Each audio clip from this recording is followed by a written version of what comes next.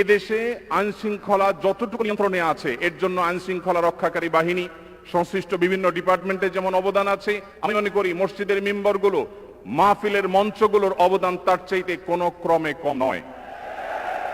এদেশ থেকে যৌতুককে যে জাদুঘরে পৌঁছে দেওয়া হয়েছে, কারা জাদুঘরে যৌতুককে পৌঁছে দিয়েছে? এদেশে যৌতুকের অভিশাপ থেকে মুক্ত করা সবচেয়ে বড় ক্রেডিট একমাত্র উলামায়ে কেরামের।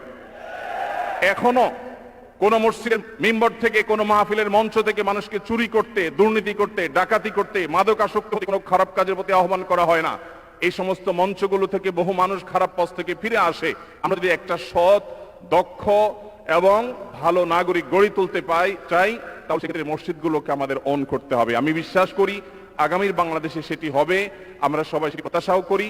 আমরা মসজিদ কেন্দ্রিক যে সমস্ত ব্যবস্থাপনা করা যায়, পরিবেশ সুরক্ষা, পরিচ্ছন্নতা অভিযান, দারিদ্র বিমোচন, স্কিল ডেভেলপমেন্ট মূলক বহুমুখী কার্যক্রম আমরা সম্পন্ন করতে পারি। আমি সালাউদ্দিন ভাইয়ের সাথে পরিপূর্ণ একমত।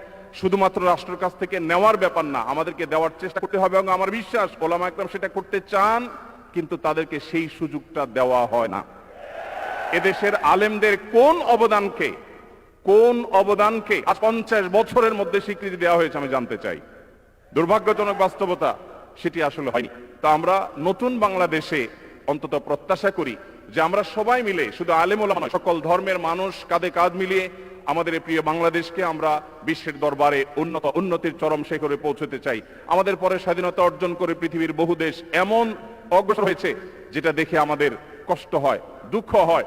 আজকে ভূমিকম্পের যে ভয়াবহতা নিয়ে প্রত্যেকটা মানুষ আতঙ্কে দিন পার করছে, কি হয়েছে এদেশে? একটি মানুষের জীবন নিরাপদ করবার জন্য যথাযথ ব্যবস্থাটুকু পর্যন্ত আমরা নিতে পারিনি। আমি আশা করি আগামী বাংলাদেশে যারাই আসবেন আমরা প্রত্যেকে এই ব্যাপারগুলোতে সচেতন থাকব। আমরা দোয়া করি আল্লাহ রাব্বুল আলামিন আমাদের রাজনৈতিক নেতৃত্বকে সেরকম শক্তি, সামর্থ্য, মানসিকতা সবকিছু দান করেন। ওলামায়ে কেরামের মূল্য যদি কোনো জাতি দিতে না পারে, তাদের চেয়ে বড় দুর্ভাগা আর কেউ হতে পারে না। আমি প্রায় বলি, এই দেশকে যদি নিরলসভাবে, নিঃস্বার্থভাবে কোনো মানুষ ভালোবাসে, ওলামায়ে কেরাম হলেন সেই মানুষগুলো। অনেকে আছেন যাদেরকে হয়তো পার্শ্ববর্তী দেশ গ্রহণ করবে, অনেকে হয়তো আমেরিকা গ্রহণ করবে। ওলামায়ে কেরাম তাদের জায়গা এই দেশ, এই মাটি, ইনশাআল্লাহ তাআলা। তো আমি আশা করছি মসজিদে ওলামায়ে কেরাম নির্বিঘ্নে তাদের দায়িত্ব পালন করবেন। আলেমদেরও দায়িত্বশীলতার জায়গা আছে। আলেমরা যথেষ্ট দায়িত্বশীলতার সাথে আমাদের দায়িত্বগুলো পালন করতে হবে। রাষ্ট্রকে এগিয়ে নিয়ে যাওয়ার পিছনে আমাদের ভূমিকা পালন করতে হবে, ঐক্যবদ্ধভাবে কাজ করতে হবে। সেই সাথে রাষ্ট্র আলেমদেরকে অন করতে হবে, আপন করতে হবে, সেই সুযোগ দিতে হবে, সেই স্বীকৃতি দিতে হবে। আমি আশা করছি আগামীর বাংলাদেশ সেই জিনিসটি হবে। সবাইকে আল্লাহ তাআলা সেই তৌফিক দান করুন। জাযাকুমুল্লাহু খায়রা। আসসালামু আলাইকুম ওয়া রাহমাতুল্লাহি ওয়া বারাকাতুহু।